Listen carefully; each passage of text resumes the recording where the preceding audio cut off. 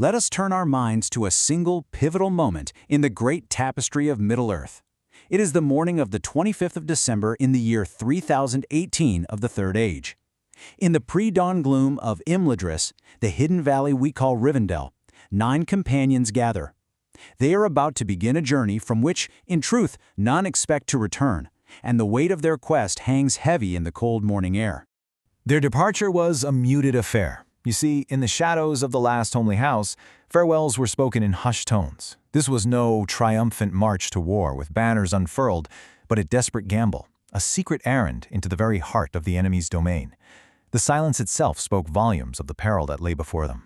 For within this quiet conversation, held on a terrace in the darkness, with the river Brunnen roaring below, lies some of the most profound prophecies in the entire tale. So we shall now examine this often overlooked scene, the farewell of Elrond Half-Elven to the Fellowship of the Ring, and the deep, ancient lore that informed his every word. The company departed in darkness, and this was quite deliberate. Their quest was not one of open war or strength of arms, but of secrecy and endurance. You see, their only hope lay in passing unnoticed through a world that was already teeming with the spies of the enemy. The hour itself was one of profound weight and of sorrow. As they waited, the burdens of each were plain to see. Old Bilbo, huddled in his cloak, his part in this great tale now done, could only watch his beloved kinsman walk into a darkness far greater than any he had ever faced.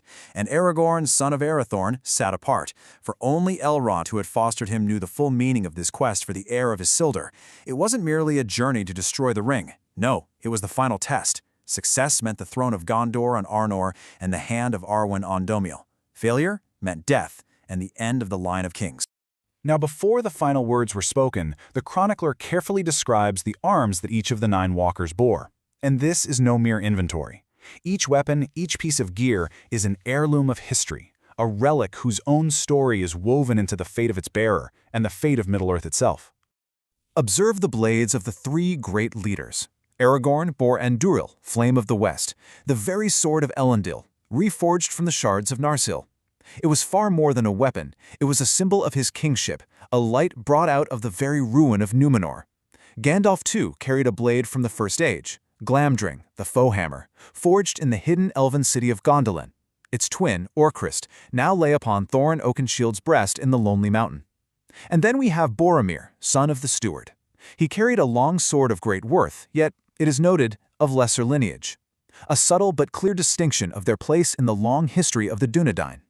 Even the arms of the little folk were steeped in ancient lore. Meriadoc and Peregrine bore blades taken from the Barrow Downs, long daggers of Westernesse, forged in the wars against the Witch King of Angmar, a foe one of them was destined to face. Frodo carried Sting, another elven blade from that same lost city of Gondolin, given to him by Bilbo, a burden passed from one ring-bearer to another. And beneath his cloak, a secret coat of mithril mail.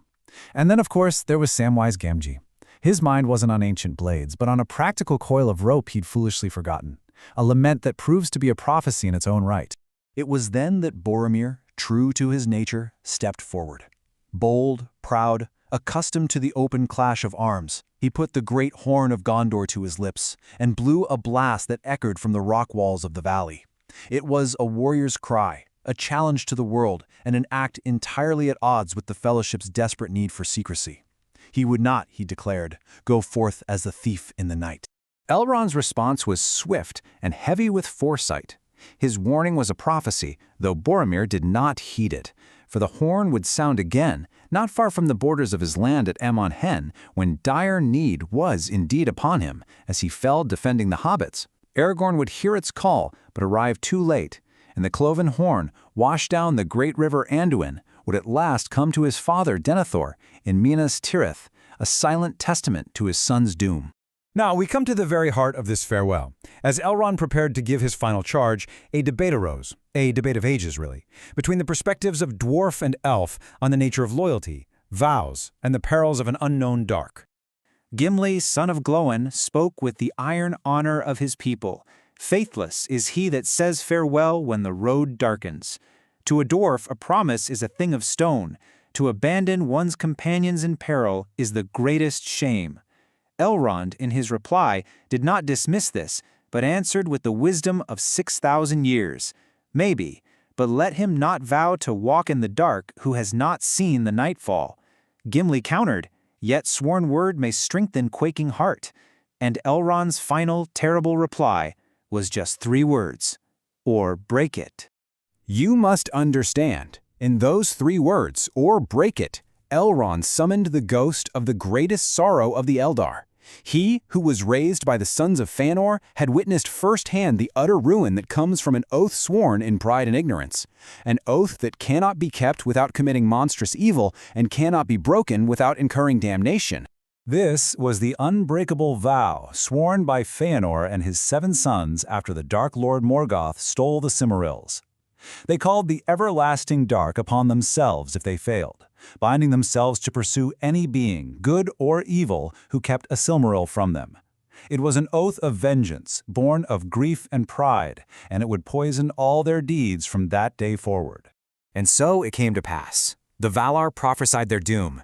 The oath first drove them to slay their own kin, the Teleri of Alcalonde, for the sake of their white ships.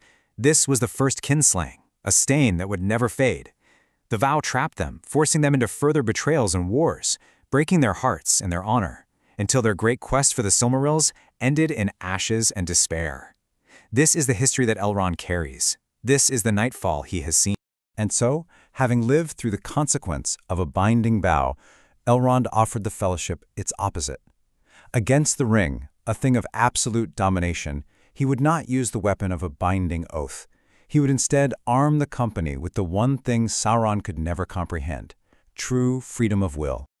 His final charge was quite precise. Upon Frodo alone was a command laid, and a negative one at that.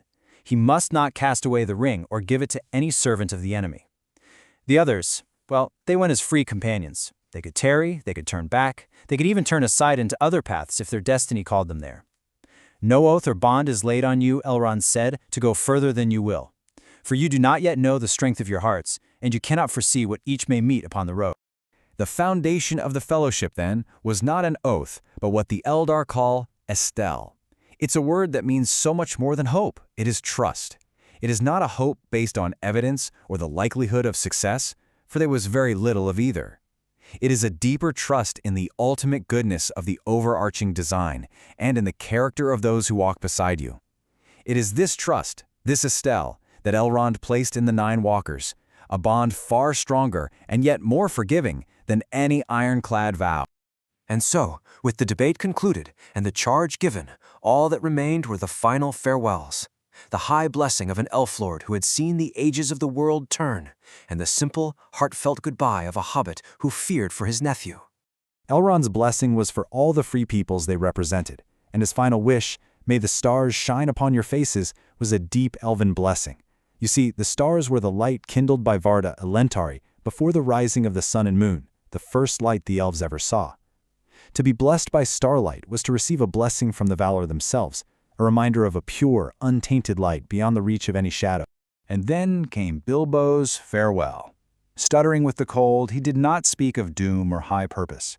He spoke of diaries and of a full account when you get back. Not if you get back, when.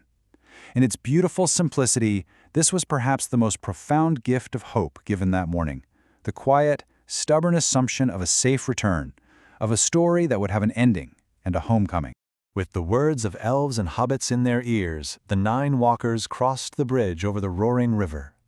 From the high moors, they paused for one last look at the lights of Rivendell twinkling in the valley below, a final glance at warmth and light and safety. And then they turned their backs upon it and strode away, far into the night. And so we are left to ponder Elrond's wisdom. Had the Fellowship been bound by an unbreakable vow, as Gimli desired, could Boromir ever have found redemption after his fall? Could Frodo have borne the crushing weight of the ring, knowing he was trapped by a promise he felt he could not keep? Or was Elrond right, that in the face of an enemy who seeks to bind all wills to his own, the only true strength lies not in an oath that can be broken, but in the freedom to choose, step by weary step, the path of hope?